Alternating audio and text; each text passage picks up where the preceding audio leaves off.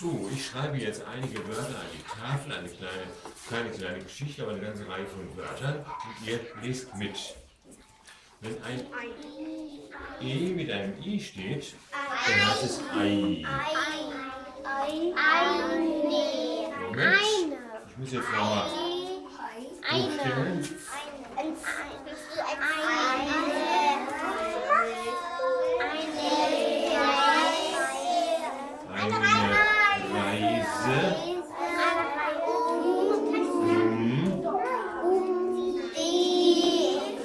So, jetzt passt mal auf. Jetzt haben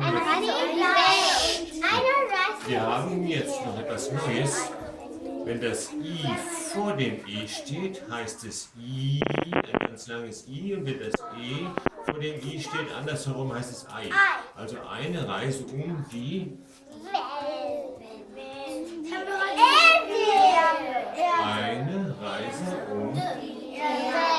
die Erde. Und jetzt schreibe ich ein paar Länder auf.